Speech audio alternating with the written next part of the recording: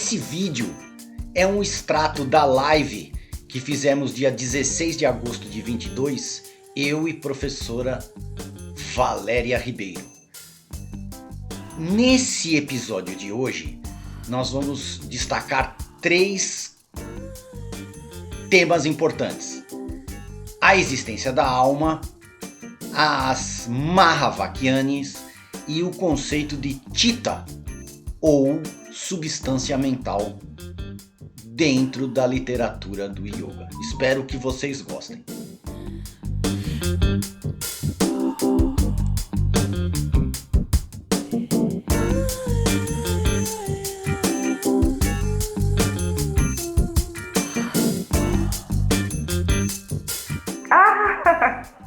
Igor, boa noite, paz e luz, namastê.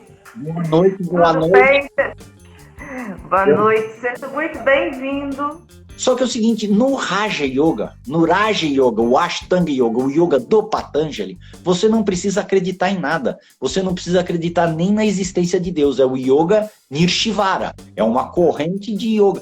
Tem muito mestre. O Ramakrishna, quando chegava um aluno novo, ele perguntava assim: filho, você acredita em Deus ou não? Se o cara falasse que não, ele que era um super de um devoto, ele ia dar aula pro cara do mesmo jeito. Você não precisa acreditar em nada. Isso que é lindo no yoga, você não tem que acreditar em nada. Sim. Se você fizer os exercícios e a sequência do Patanjali, no momento apropriado, você vai entender por si só se existe uma alma, se ela é imortal, se existe uma divindade, qual a relação da alma com o divino. Pois é, Igor, por falar em outras discussões, vamos dar uma olhada aqui nas pessoas, o que elas estão dizendo. Vamos. Porque alguém até perguntou como saber se a alma é imortal. Ai, gratidão a todas essas pessoas maravilhosas, lindas. Como saber se a alma existe? É a pergunta que nós temos aqui. Você quer falar alguma coisa sobre isso? Você acabou de falar, né, de certa forma. Mas hoje eu gravei um vídeo que vai amanhã para o YouTube sobre as Mahavakya, que o plural não é Mahavakyas, né, é Mahavakyani. Mas se a gente falar Mahavakyas, ninguém vai morrer por causa disso. Maha grande, Vakya de fala, sentença, proposição, afirmação, às vezes traduz fórmula. Então, são grandes afirmações do Vedanta. Então, cada um dos Vedas tem uma Mahavakya preferida, mas existem outras, dezenas. Então, por exemplo, o Samaveda, que está no Chandogya Upanishad, é Tat tu amasi, isso tu és. Isso representando o universo, e tuam, tu assim és. Tat tu amasi. É um pai explicando para um moleque super inteligente, o Svetaketu, que faz perguntas metafísicas, e ele começa a dar uma explicação e ele fala: isso tu és. Ele vai dar outra explicação: isso tu és. Tat tu amasi. E eu comecei falando isso. É fácil da gente entender que a gente não é o corpo.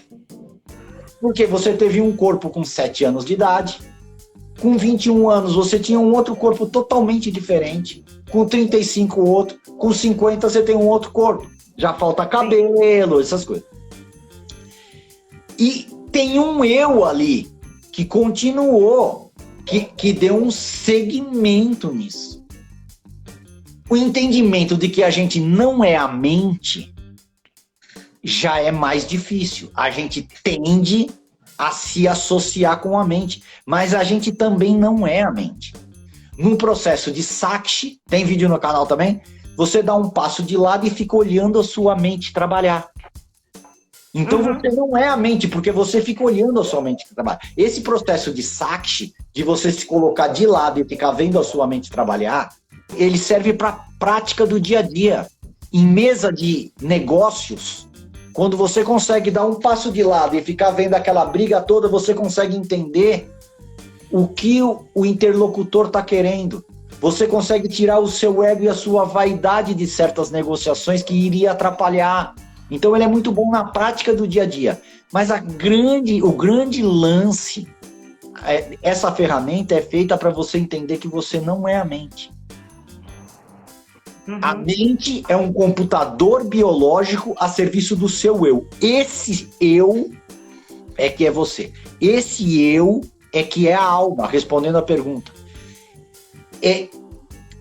Tem certas coisas que você pode pegar, morder e sentir o cheiro. São as coisas materiais. A alma, não dá para você fazer essa demonstração, bater uma foto, morder e sentir o cheiro. Porque ela não é material. Então, o objetivo final do yoga é que o yoga, no meio do caminho, você vai colhendo um monte de frutos que são efeitos colaterais do yoga. A saúde perfeita, o equilíbrio mental, a paz de espírito, que em si já é uma riqueza.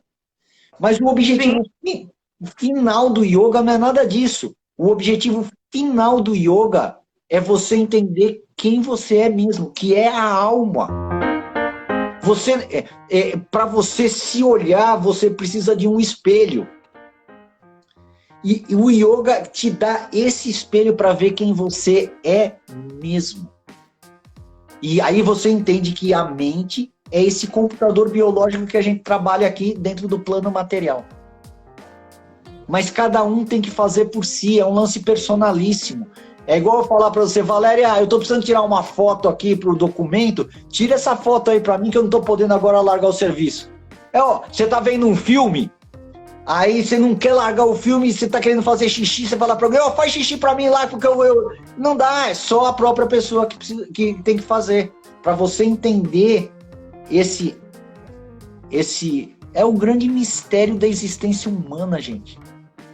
E é só através do yoga que resolve isso. Não tem remédio que você toma, não tem filme que você vê, injeção que toma. O cara tem que fazer sozinho. Mas como já muita gente percorreu esse caminho no passado, e os caras deixaram mapeado. O Patanjali é um, a Bhagavad Gita é outro guia seguro para a gente trilhar esse caminho. Pode te interromper mais um pouquinho? Não, eu já encerrei esse raciocínio. Fala. Pois é. Fala, mas olha, querida. Nós estamos falando do curso, aí a gente não pode perder essa visão. Tá. Que a gente, né, que a gente quer contar como é que isso... E nós estamos indo, mas é porque o curso é tão rico, né? E uma coisa que você falou aí, que é um caminho único, né? Isso é uma das coisas interessantes do curso, né? Porque ele vem como fruto de um caminho único desse professor. E você até nem tem pretensão de nada, a não ser mesmo de ir deixando essas florzinhas, né? Que você andou colhendo pelo caminho, essas que estão caindo pelas beiradinhas aí pra gente ir lendo. Então dá uma olhada aí, Igor, porque tem mais gente que falou que adora te ouvir, tem alguém que no seu raciocínio falou que é perfeito. Tem certos conceitos que tem no yogis urbanos que são assim uns pontos chaves para a gente desenvolver no yoga. Um dos conceitos é o chitta, ou substância mental. Então, isso que eu vou falar não é que eu inventei da minha cabeça, não, eu vou falar o que está no Vivekananda, Swami Vivekananda, insuperável, amorosíssimo Swami Vivekananda, Swamiji.